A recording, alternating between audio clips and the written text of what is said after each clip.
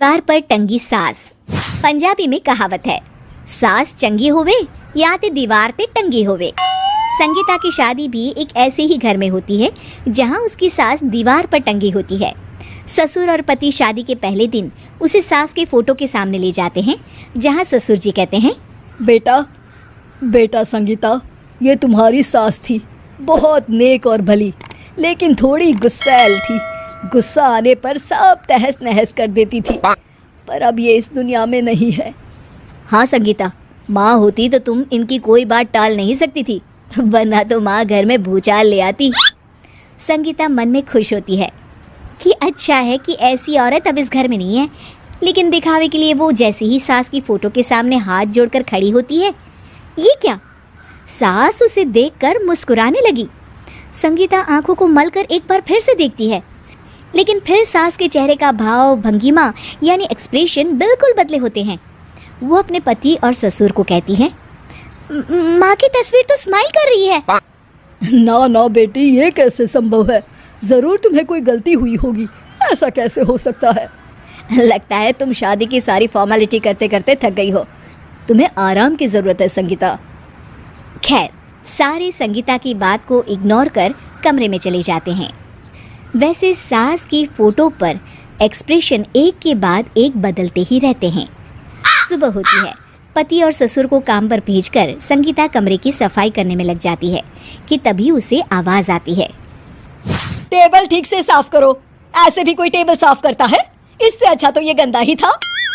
किसी औरत की आवाज सुन संगीता दंग रह जाती है और सोचने लगती है कि आवाज कहाँ से आई।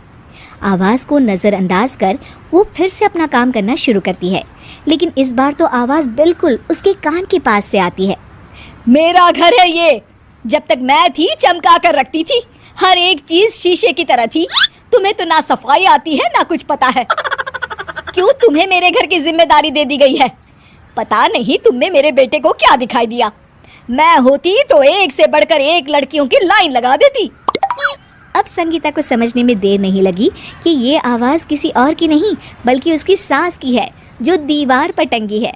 वो उसके पास जाती है और कहती है, नमस्ते सासू माँ, मुझे तो कल ही लग रहा था कि दीवार में कुछ काला है। वो दीवार नहीं, दाल होती है पगली। सही पकड़े हैं सासू माँ। तो क्या हो गया आपको जो आप यहाँ भी चैन से नहीं बैठी हैं? सुना मैंने आपका व्यवहार काफी गुस्से वाला था। चुप रह तू, ज्यादा बकर बकर ना कर। घर का काम करना तो आता नहीं, आई है मुझसे बहस करने। हाँ देखिए सासू माँ, मैं आपसे साफ साफ कह देती हूँ, मुझसे पंगा लेने की कोशिश मत करिएगा। तभी पीछे से संगीता का पति आता है। अरे संगीता, किससे बात कर रही हो? कौन है वहाँ? संगीता की सास की फोटो फिर से पहले जैसी हो जाती है। आपकी माँ से कह रही थी कि मुझे काम करना आता। अरे संगीता, माना सास के ताने हर बहू को अच्छे लगते हैं, लेकिन यहाँ तो माँ है ही नहीं, तुम तो फोटो से ही। तुम भी लाजवाब हो संगीता। किसी को विश्वास नहीं होता कि संगीता अपनी मरी हुई सास की फोटो से बात करती है। वहीं आए दिन संगीता की सास संगीता को किसी न किसी बात पर आते जाते ताने देती। संगीता को भी अब सास के तानों और उनसे बात करने की आदत हो गई। वो कभी खानदान की कहानी तो कभी तीज त्योहार कैसे मनाए या किसी व्यंजन की रेसिपी सास से ही पूछती। सारा दिन घर में अकेली संगीता की सास अब उसके लिए तानों के साथ पक्की साथी की तरह भी रहने लगी थी, जो किसी और को नहीं बल्कि संगीता को ही सुनाई देती। तो देखा आपने, सास बहू का रिश्ता हर रिश्ते से ऊपर होता है, फिर चाहे वो खट्टा हो या मीठा।